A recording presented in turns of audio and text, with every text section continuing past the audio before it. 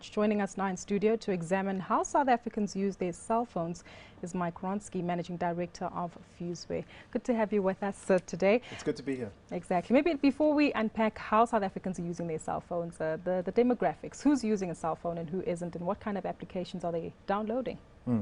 Well, I think across the board we've seen a massive uptake on high-end feature phones and smartphones in this country in the last 12 months.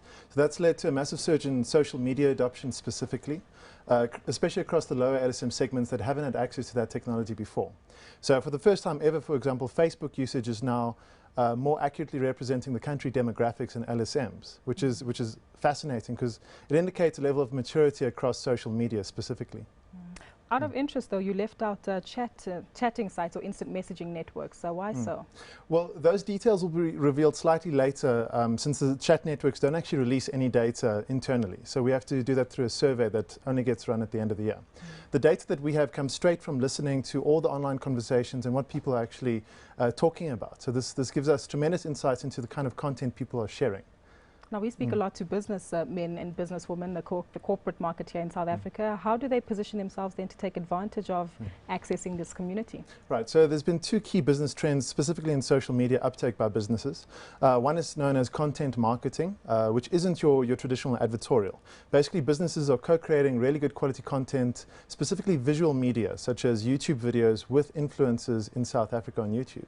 So they're, for example, partnering up with influential video bloggers, content creators, and creating something totally unique that the market really can respond well to. And secondly, it's influencer marketing. So it's identifying who's influential on social media and bringing them on board the brand space. So helping them become brand ambassadors of the product that those companies sell.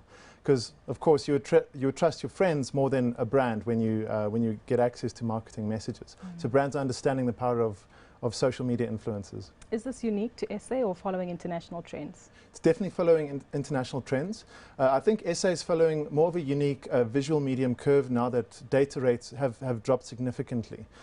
So what we're seeing is a massive uptake in Instagram usage specifically. In terms of percentage growth over the last 12 months, it's one of the fastest growing networks in the country. And brands aren't ignoring it either. A lot of the big corporate brands are already using Instagram and creating campaigns on the platform. Also interestingly, YouTube usage has absolutely skyrocketed. There's over 7.7 million people in South Africa using YouTube every month. And what's more fascinating is we're getting more and more local content creators, which is really, really important. If you look at the most viewed YouTube videos in the country, it's still mainly stuff coming from America, from American bloggers, American Hollywood-related media. But locally, we're getting a lot more better at creating great content that South Africans want to watch. And that's the next big trend to watch. Are you able to quantify the amount of money that's being splashed onto these initiatives? You mentioned corporates picking up on Instagram and the likes. Yeah. Well, I don't have absolute numbers, but year-on-year growth of social media budgets is in the 50 to 60% range. We survey about 60 corporates every single year, and they're allocating more budget. They're allocating more towards specifically training their upper-level executives and staff on why social media is so important for the business that they're in, but also not necessarily using social media as just a marketing function. They're seeing more value out of integrating social media as a fundamental business principle, so-called social business. Who's doing it right? Because first that comes to mind is probably F&B with R.B. Jacobs. Well, believe it or not, I think Samsung is doing it pretty correctly in this country. They're not the well-known social brands, but they have integrated social media on quite a good level internally within their companies.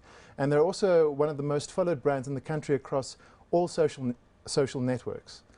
Mix it, Facebook, Twitter, and YouTube. So that's pretty incredible. But among the well-known brands, I would say Woolworths is really spot on with their social media adoption. But like I said, I think the key is not realizing that it's just a social media channel, a marketing channel rather, but a business platform where the customers can actually co-create the brand and co-create the business, drive product development, drive valuable feedback back to the executive teams. So not just a marketing channel. And I think this is the year that brands have actually realized that and they've capitalized on that. Just to sidestep a little bit, what about e-commerce? E-commerce, specifically in social media, we haven't seen much of an integration with social and e-commerce. So for example, every brand that has tried an online commerce store on Facebook hasn't quite gotten it right. They haven't seen the value there. But with that said, social media as a lead generation platform for e-commerce sites has been fantastic. Facebook is one of the best ROI platforms in terms of user acquisition. ROI? For return on investment. So companies that are applying money into online advertising spend on Facebook are seeing a tremendous return, mainly because Facebook has the biggest captive audience in the world. Worldwide, there's over 1.3 billion people utilizing it. So this allows you to hone in on advertising very effectively and target people right down to the singular interest level. So long story short, corporates need to target Facebook, Instagram, YouTube. Absolutely. Focus on the visual media, because that's what local consumers really respond to, and that's what brands really should tap into. Thank you so much for your time today, Mike. That was Mike Wronski, Managing Director of Fuseware.